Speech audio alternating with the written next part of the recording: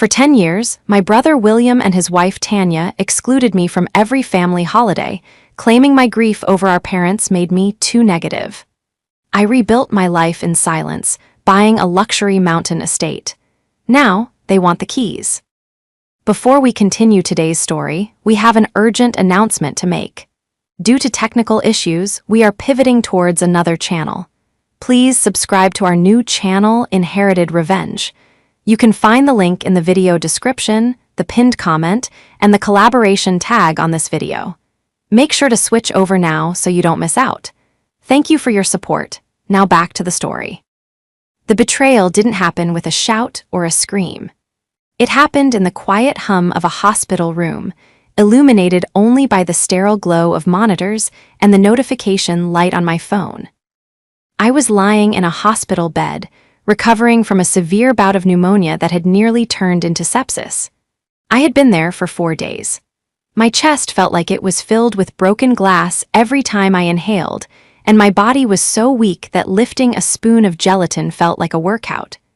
I was vulnerable, scared, and honestly, just waiting for someone to walk through the door. My phone buzzed on the tray table. I reached for it, my hand trembling slightly from the IV drip in my arm. I expected a text from my brother, William. I had texted him 2 days ago telling him I was admitted. I expected something. A get well soon. A do you need anything? Maybe even a promise to visit. Instead, a notification from Instagram popped up. It was a post from my sister-in-law, Tanya. I tapped it, hoping it was a distraction, maybe a picture of their dog. The image loaded, and the air left my lungs harder than the pneumonia ever could. It was a group selfie, high resolution, perfectly filtered. They were at the airport, standing in front of the gate for a flight to Zurich. William was grinning, his arm around Tanya, who was wearing a white faux fur coat and oversized sunglasses. Their kids, Aaron and Serenity, were posing with their luggage, looking effortlessly cool. The caption read, "Finally escaping the gloom, annual family ski trip begins now. Sending good vibes only. Family first good energy Zurich bound." I stared at the screen. Family first. I checked the timestamp, posted 10 minutes ago. I checked my messages with William.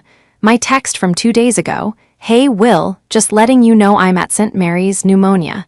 Doctors say I'll be okay, but it's rough," was marked as read. He had read it. He knew I was alone in a hospital bed, struggling to breathe. And his response wasn't to call.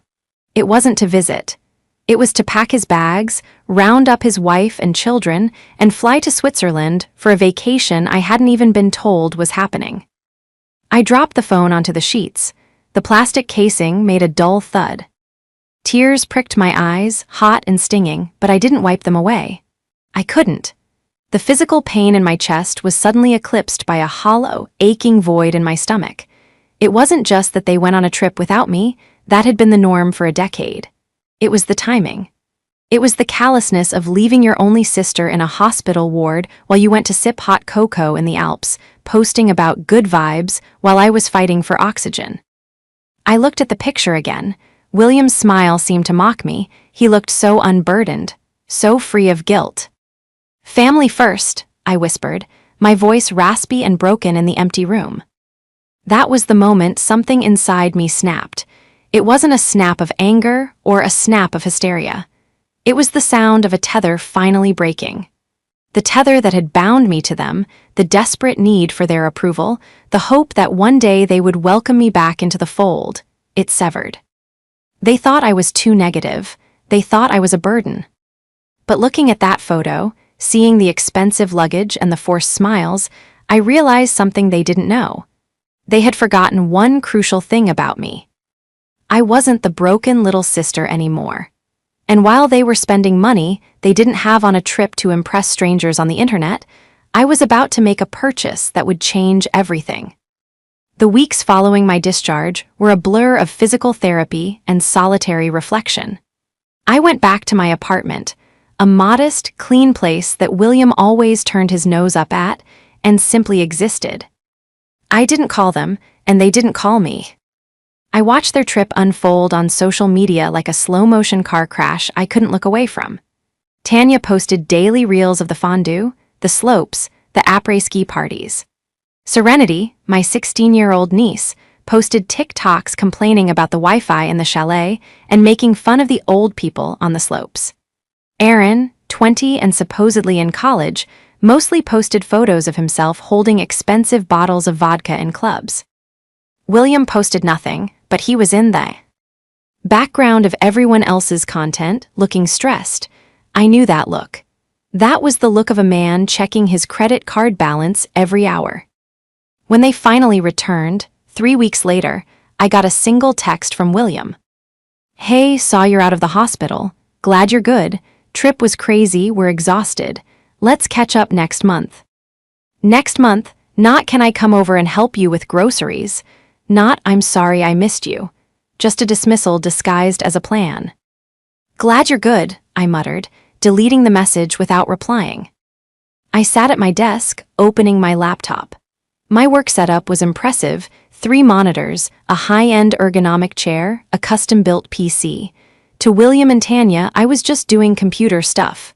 They thought I was a mid-level IT support worker, scraping by. They never asked about my title. They never asked about my contracts. They didn't know I was a senior software architect specializing in high-frequency trading platforms. They didn't know that for the last 5 years, while they were blowing money on leased Range Rovers and designer handbags, I had been working 80-hour weeks, consulting for major fintech firms, and banking 90% of my income. My bank account wasn't just healthy, it was formidable. I opened a real estate listing I had been eyeing for 6 months. It was a property 3 hours north, deep in the mountains. Not a tourist trap condo like the ones William rented, but a private estate. It was called The Eyrie. It sat on 20 acres of private forest, backing right up to a national park. The house itself was a masterpiece of timber and glass, a modern A-frame with floor-to-ceiling windows overlooking a private lake and the peaks beyond. It had a heated wraparound deck, a chef's kitchen, a sauna, and a detached guest house. It was listed for a price that would make William choke on his scotch. I had toured it privately just before I got sick. The realtor, a kind woman named Sarah, had told me there was another offer coming in, but the sellers preferred a cash buyer who wouldn't tear it down to build a resort. I looked at the photos on the screen. The snow-dusted pines, the roaring stone fireplace, the absolute, deafening silence of the location. It was everything Tanya would hate. No cell service unless you stood in one specific spot. No clubs nearby, no audience. It was perfect. I picked up my phone and dialed Sarah. "Mila," she answered, sounding surprised. "I heard you were unwell."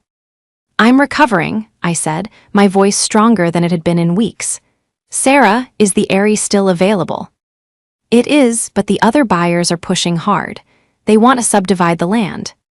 "I'm buying it," I said. "Okay," she said, shifting into professional mode. "We can look at financing options if—" "No financing," I interrupted. "Cash, full ask. I can wire the deposit today and close as soon as the title work is done." There was a long silence on the other end. "Cash, Mila, that's a very significant amount." "I know," I said, feeling a smile tug at the corner of my mouth for the first time in a month. "I want the keys by the end of the month. And Sarah, I want the transaction kept completely private. No social media posts from the agency. No, just sold signs." "Of course," she said, her voice filled with a new kind of respect. I hung up and leaned back in my chair. I closed my eyes and pictured the cabin. I pictured myself sitting on that deck, coffee in hand, watching the sunrise over the mountain, miles away from bad energy. But as I sat there, a thought occurred to me, a dark, intrusive thought. William loved the mountains. He fancied himself a skier, though he spent more time in the lodge bar than on the runs. He was constantly talking about buying a winter getaway, but never had the capital. If he knew what I had just done, the entitlement would be suffocating. He would see it not as my home, but as a family asset he had a right to manage. I opened my email and saw a new message from Tanya. Subject: birthday dinner for Aaron. Hey Mila, we're doing a dinner for Aaron next week. It's going to be really high energy and fun, lots of his college friends. We figured you'd probably want to stay home and rest since you're still recovering and probably not up for the noise. We'll send you pics.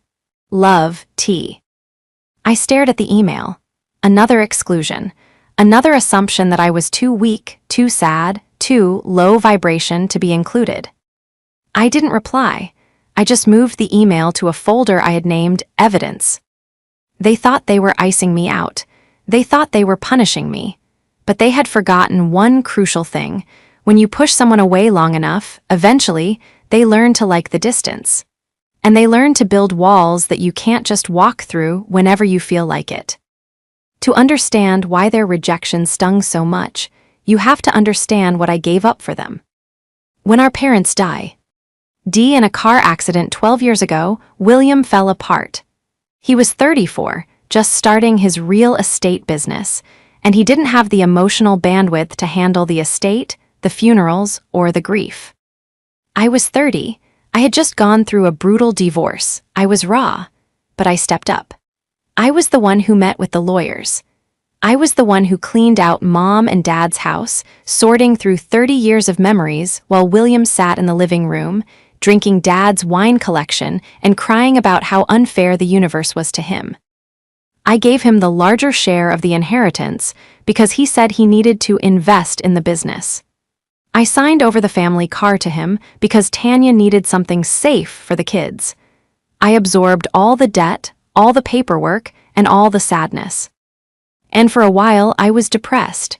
Who wouldn't be? I had lost my husband and my parents in the span of 2 years. I was sad. I was quiet. I didn't want to go to parties. I didn't want a fake smile for Christmas cards. That's when Tanya started the narrative. Mila is just draining, she would say to William, loud enough for me to hear from the kitchen. She brings the whole vibe down. We're trying to manifest abundance, and she's just radiating lack. William, ever the chameleon, adopted her language.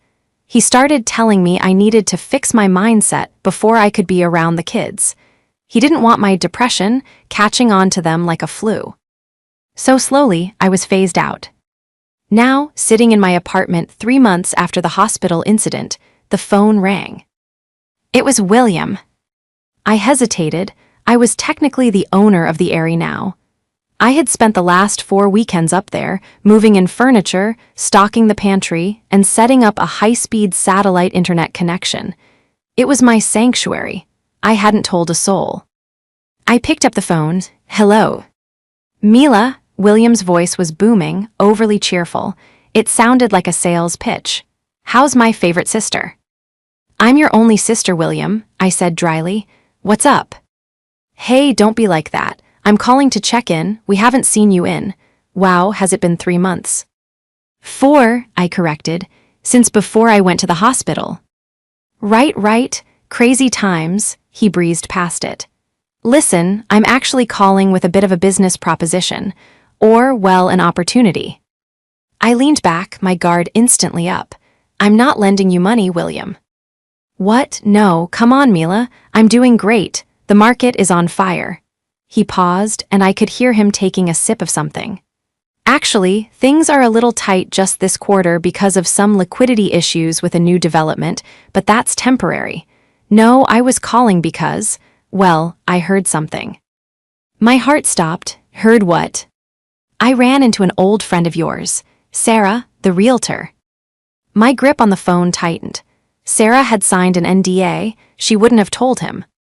She mentioned she sold a place up in the Cascades recently. Big place. A-frame. She didn't say who bought it, obviously, client confidentiality and all that crap, but she asked how you were doing in the same breath. He was fishing. He was putting 2 and 2 together, but he wasn't good at math. And, I asked, keeping my voice steady. And, William let out a short, condescending laugh. I told her you were barely making rent, so there's no way you were the buyer. But it got me thinking. You've been disappearing on weekends a lot lately. Tanya drove by your place twice and your car was gone. I go hiking, I lied. It's good for the lungs. Right, hiking. He didn't believe me, but not because he suspected I was rich. He didn't believe me because he didn't think I was capable of doing anything interesting.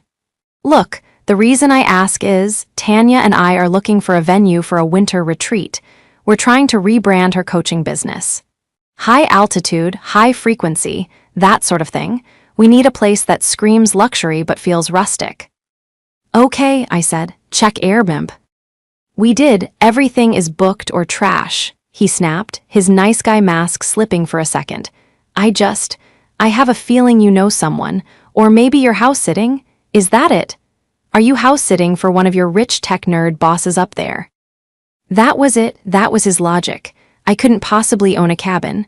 I must be the help. I'm not house-sitting, William, I said. Come on, Mila. If you have a connection, hook your brother up. I need this. Tanya is on my back about the brand launch. If we can get a high-end location for free or cheap, it would save my ass. Why would I have a connection? I asked, testing him. Because you're always lurking in the background, he said, his tone turning dismissive. You hear things. Look, if you know of a place, just tell me. Don't be selfish. We're family. Family, I repeated. Like when you went to Zurich while I was in the ICU. There was a silence on the line, heavy and th. Ick. You're still holding on to that? William sighed, the sound of pure exasperation. That's exactly what Tanya means about your energy, Mila. You hold grudges. It's toxic. We went to Zurich to generate positivity for the family. You would have just been miserable in a hospital bed anyway. Why ruin our trip? The audacity took my breath away. He truly believed it. He truly believed that his vacation was more important than my life. I have to go, William, I said. Wait, so you don't know about the cabin Sarah sold? I didn't say that, I said. So you do know, his voice spiked with greed. Who bought it? Can we ask them for a rental? Come on, Mila, give me a name. I looked out my window at the gray city street, imagining the snow falling on the pines at the Eyrie. I can't give you a name, William, I said softly. Why not? Because, I said, my voice hardening. The owner is very particular about who they let in. They have a strict policy. What policy? No bad energy, I said. And I hung up the phone. The silence in my apartment after I hung up on William was heavy, but it wasn't empty. It was filled with a new, sharp clarity. William wasn't just asking for a favor. He was desperate. I could hear it in the tremor of his voice when he mentioned liquidity issues.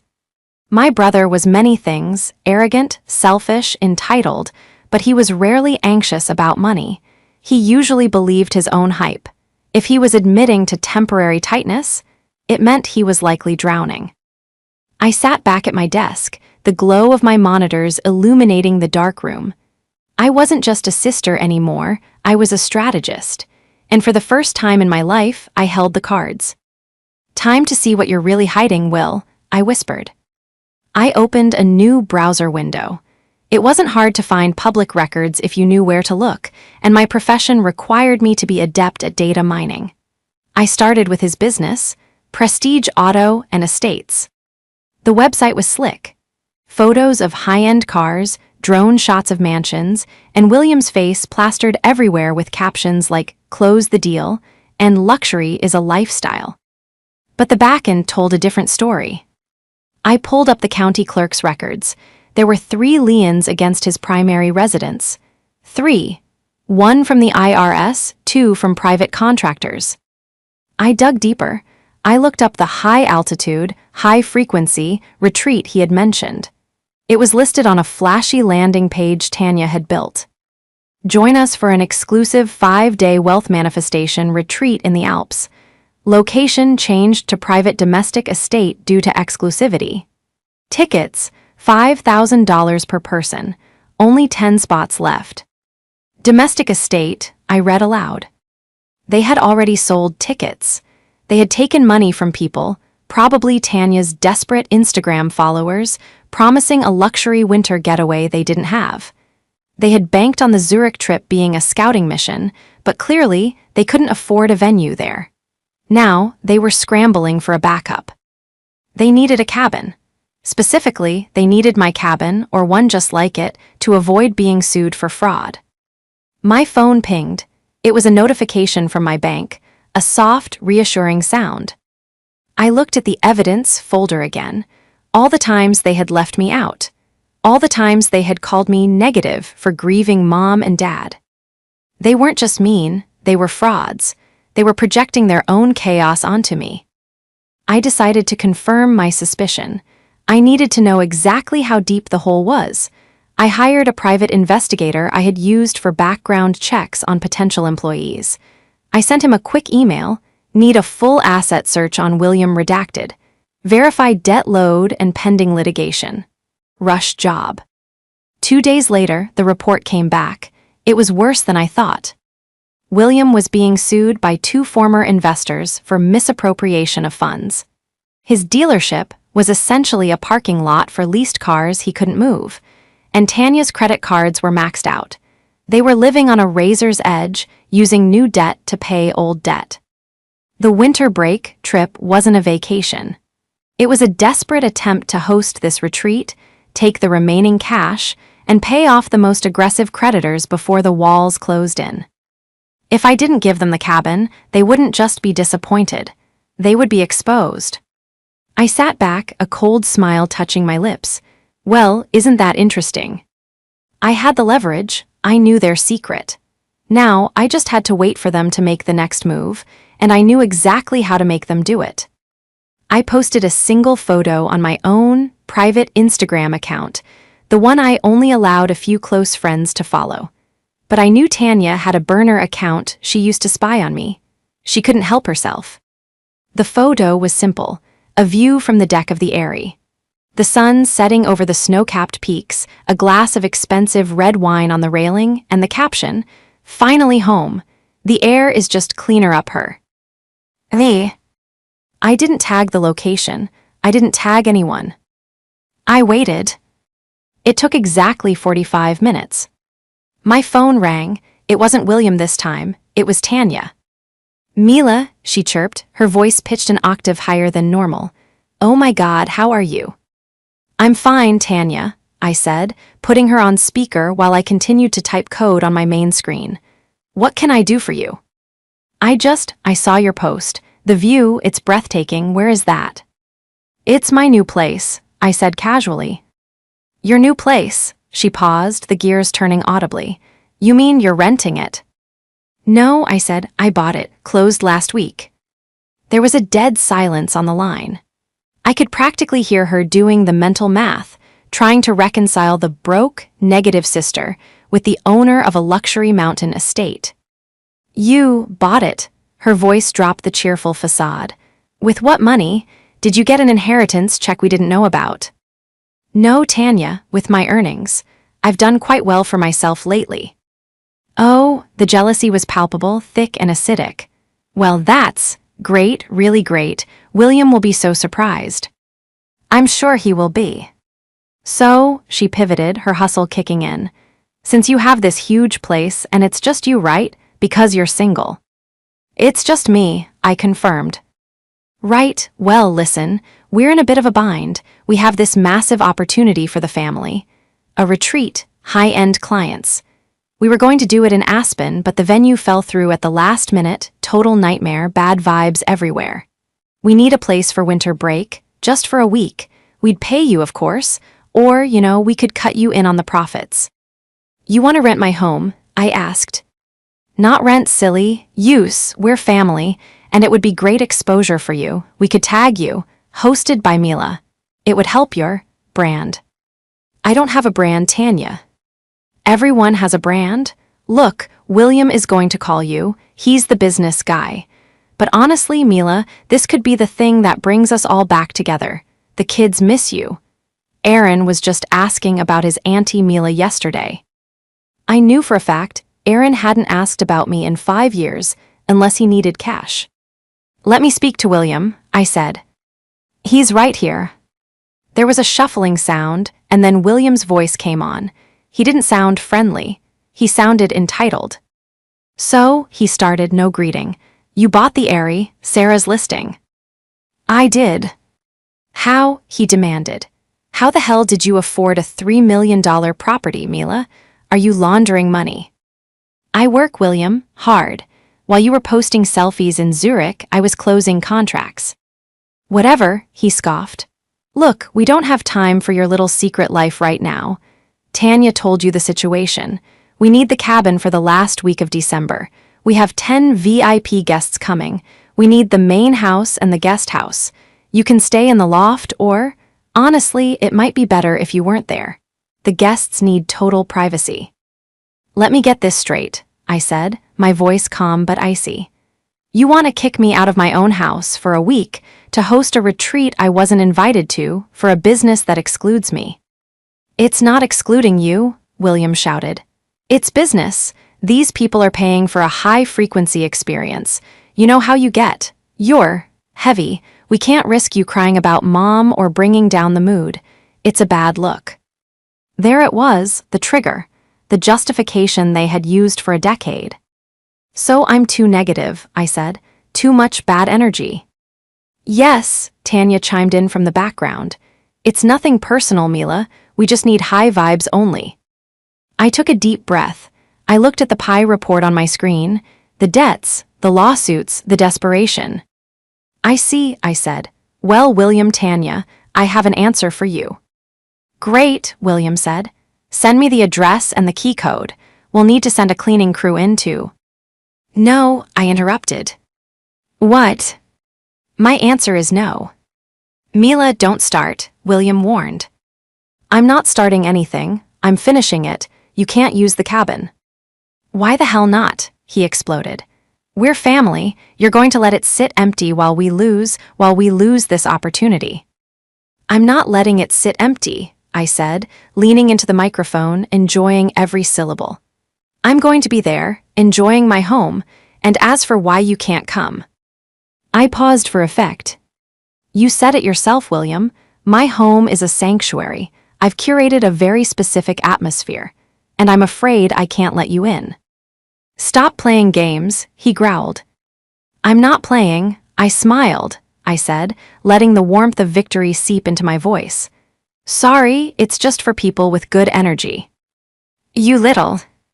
And frankly, I continued, cutting him off, people who lie to investors about owning a private domestic estate to sell tickets for a retreat they can't afford.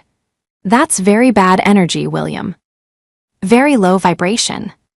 The line went dead silent. The silence lasted for about 10 seconds. Then, the explosion happened.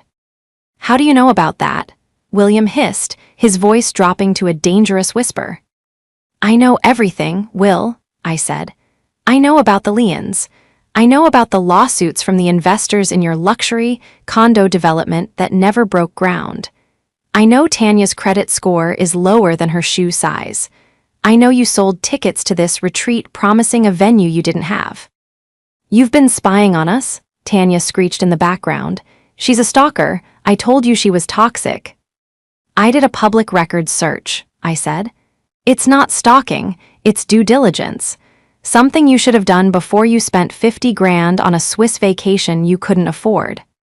Listen to me, William said, his voice shaking with a mix of rage and panic. You don't understand business. This retreat fixes everything. We just need the venue. If we pull this off, we pay the liens, we're back on top. If you don't give us the cabin, you are actively ruining this family. You are bankrupting your brother. I didn't bankrupt you, William. You did. And I am not giving you my home to help you commit fraud. It's not fraud, he yelled. It's a pivot. It's theft, I corrected, and I won't be a party to it. I hung up. I knew it wasn't over. People like William and Tanya don't just accept defeat. They escalate, they weaponize the narrative. Within an hour, my phone started blowing up. Not from them, but from our extended family. Cousins I hadn't spoken to in years were texting me. Mila, why are you doing this to Will? He says you're holding his business hostage. Auntie Mila, Dad is crying. He says we're going to lose our house because of you. Please just let us use the cabin. That was from Serenity, my 16-year-old niece. They were using the kids. Of course they were. Then came the public shaming. Tanya went live on Instagram. I watched from my anonymous account. She was crying, mascara running down her face, perfectly staged. "Guys," she sobbed into the camera. "I don't usually do this, but the enemy is attacking us so hard right now. We have this amazing retreat planned, and a family member, someone we trusted, someone we've tried to help for years, is sabotaging us out of pure jealousy. She's blocking our blessings. She's trying to steal our joy." Comments flooded in. "Stay strong, mama. Cut off the toxicity. Jealousy is a disease." She didn't name me, but she didn't have to. The family knew. I felt a pang of old guilt. The conditioning ran deep. Was I being too harsh? Was I really ruining them? If I just let them use the place for a week, would it save them? No, I looked at the pie report again. The retreat money wouldn't save them. It would just prolong the inevitable. They owed nearly $2 million in total. $5,000 a head for 10 people was 50 grand. It was a drop in the bucket. It was just enough to keep up appearances for another month while they dug a deeper hole. I had to end this, not just for me, but for the kids. If William went down for fraud, Aaron and Serenity would be collateral damage. I needed to break the spell. I needed to show the family and William that I wasn't the villain. I was the only one living in reality. I called my lawyer. "I need to draft a cease and desist for defamation," I said, "and I need you to prepare a file for the State Attorney General's Consumer Protection Division. I'm not filing it yet, but I want it ready." "For who?" my lawyer asked. "My brother," I said. 2 days later, William showed up at my apartment building. I wasn't there. I was already at the Airy, safe behind my gate, but my doorbell camera caught him. He was red-faced, pounding on the door, shouting, "I know you're in there, Mila. Open up, you can't hide." He looked unhinged.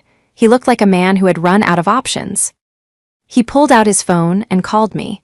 I watched him on the camera feed as I answered. "You're not at the apartment," he said, breathing hard. "No, I'm at my home." "I'm coming up there," he threatened. "I know where it is. I'll break the damn gate down. If you set foot on my property, William, I will have you arrested for trespassing. And then I will send the file I have on your business to the investors you're ripping off." "You wouldn't." "Try me. I'm not the negative little sister anymore. I'm the one holding the deed, and I'm the one holding the evidence." He stopped pounding on the door. He looked at the camera, his eyes wild. "You think you're better than us," he spat. "No, William," I said, my voice heavy with a sadness I couldn't quite hide. "I just think I'm honest, and that's something you haven't been in a long time." "We'll see," he said. "Mom and Dad would be ashamed of you." "Mom and Dad left you everything," I reminded him, "and you squandered it. Don't bring them into this." He stormed. "D off." I thought that was the end of it. I thought he would retreat, lick his wounds, and maybe cancel the event. I was wrong. He did the unthinkable. He sent the invites out anyway, with my address on them.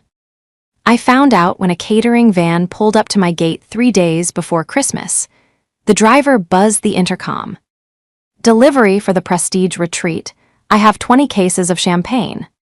My blood ran cold. He was going to force a confrontation. He was going to show up with the guests, with the food, with the vibes, and dare me to turn them away at the gate. He was banking on my embarrassment. He was banking on me being too weak to cause a scene in front of strangers.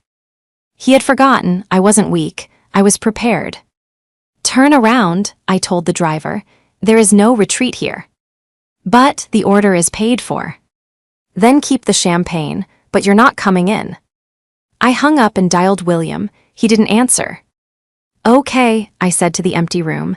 "You want a show? Let's give them a show." The morning of the retreat arrived with a blinding, indifferent beauty. The sun glittered off the fresh powder that had fallen overnight, turning the world into a pristine white canvas. Inside the Airy, the silence was absolute. save for the crackle of the fire I had built before dawn. I wasn't wearing my usual oversized sweater and leggings. I was dressed in a tailored wool coat, boots, and slacks. I looked like the owner of a multi-million-dollar estate. I looked like someone who signed checks, not someone who begged for them. I had alerted the local sheriff's department the day before. I told them I expected a disturbance, a group of trespassers attempting to access my property under false pretenses. They had a patrol car stationed down the road, just out of sight, waiting for my signal. At 2:00 p.m., the convoy appeared. I watched them on the security monitors. First, William's leased Range Rover, black and aggressive against the snow. Then, a Sprinter van, likely a rental for the guests. Then, Tanya's white SUV. They slowed as they approached my massive iron gates, which were firmly locked. My phone rang. Williams. I ignored it. I walked out of the front door, down the heated stone steps, and stood in the center of the driveway, about 50 yards back from the gate. I could see them through the iron bars. William was already out of his car, frantically punching the code into the keypad, a code that didn't work. He saw me. "Mila," he screamed, his voice carrying over the crisp mountain air. "Open the damn gate, we have guests." Tanya was out of the car now, too, waving her arms. She looked frantic, her high-vibes persona cracking under the pressure of reality. Behind them, the doors of the Sprinter van opened, and a group of confused-looking people spilled out. These were the VIP, people who had paid $5,000 for a luxury retreat. They were dressed in designer ski gear, holding luggage, looking expectantly at the house. I walked closer, stopping just 10 feet from the gate. I didn't shout. I didn't look angry. I looked disappointed. "Go home, William," I said calmly. "Are you insane?" William hissed, gripping the bars like a prisoner. "These people paid. You are humiliating us. Just let us in, we'll explain it later." One of the guests, a tall woman with expensive sunglasses, stepped forward. "Excuse me, is there a problem with the check-in?" "Yes," I said, addressing her directly. "The problem is that this is a private residence. It is not a retreat center. It is not for rent, and I have never spoken to these people in my life." The woman turned to William. "What is she talking about? You said this was your family estate." "It is," William lied, sweat beading on his forehead despite the freezing temperature. She's the caretaker. She's having a breakdown. I told you, family drama. Just give me a second to handle her." He turned back to me, his eyes pleading, desperate, manic. "Mila, please, don't do this. I will give you anything. I will sign over the car. I will. I'll make you a partner. Just open the gate." "I don't want your car, William. It's leased. I don't want to be your partner. Your business is insolvent." "Shut up," Tanya shrieked, rushing the gate.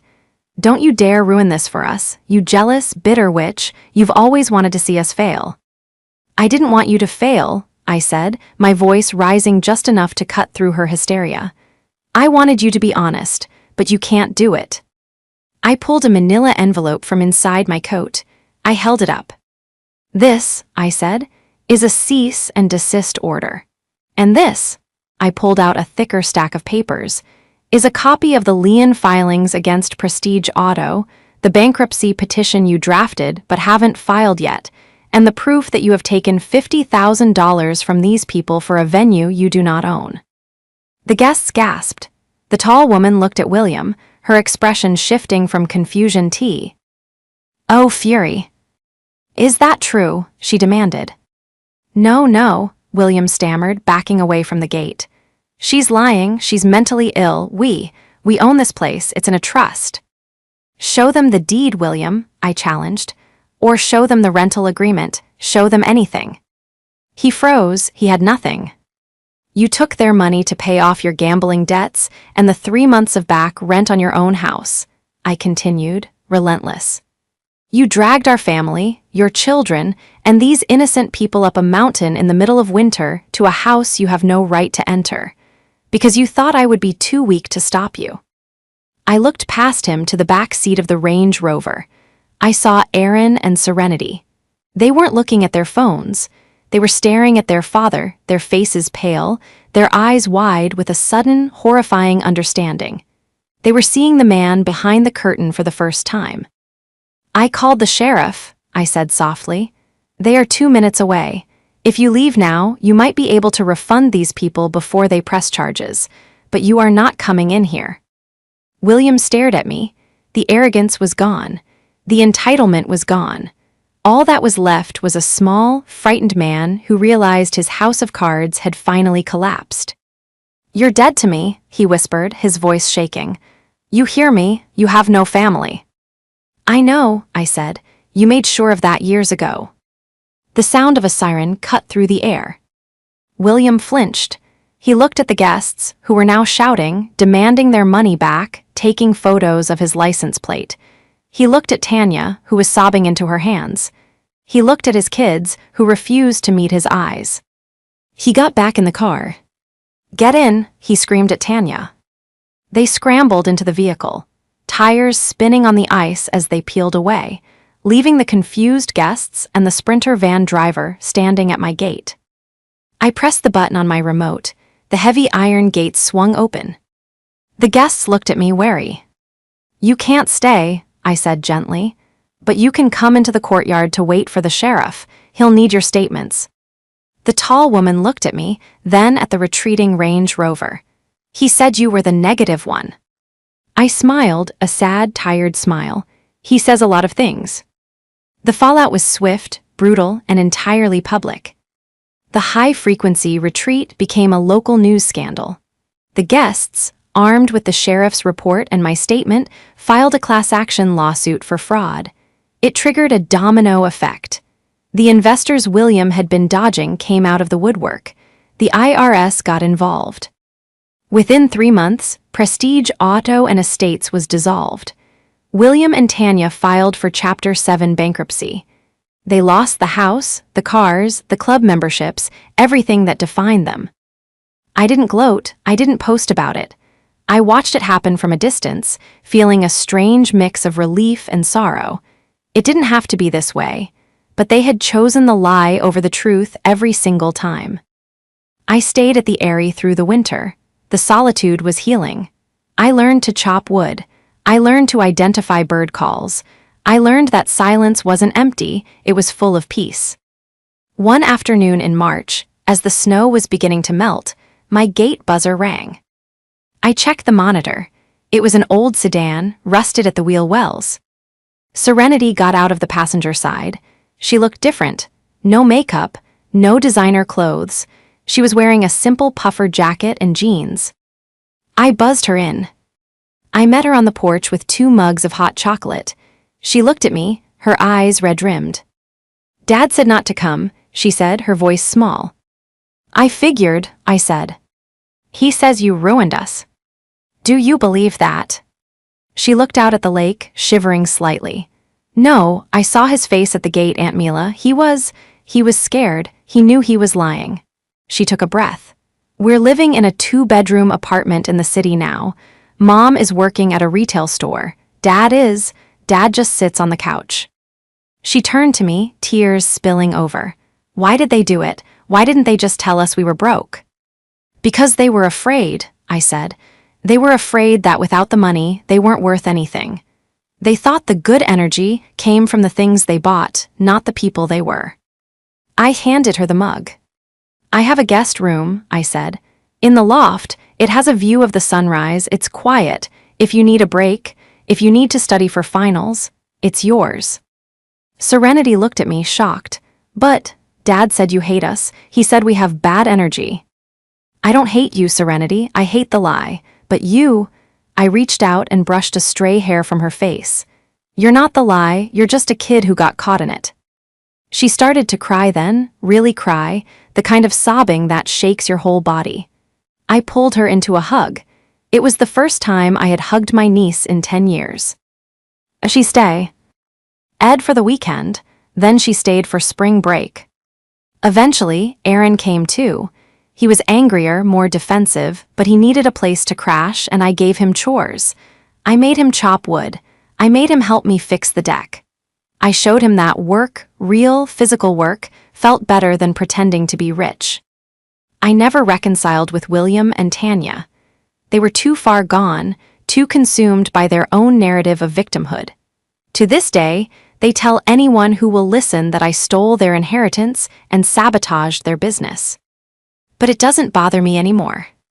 I sit on my deck at the Eyrie, watching the sun dip below the mountains, painting the sky in hues of violet and gold. The air is crisp and clean. My phone is silent. My brother wanted a retreat for people with good energy. He wanted a place where the vibes were high and the world couldn't touch him. He was right about one thing: this place is special. But he was wrong about the source. Good energy isn't something you can buy or manifest or fake with a filter. It's what's left when you stop lying. It's the peace that comes when you have nothing to hide. I took a sip of my wine and smiled at the empty, beautiful horizon. "Sorry, William," I whispered to the wind. "Strictly high vibes only."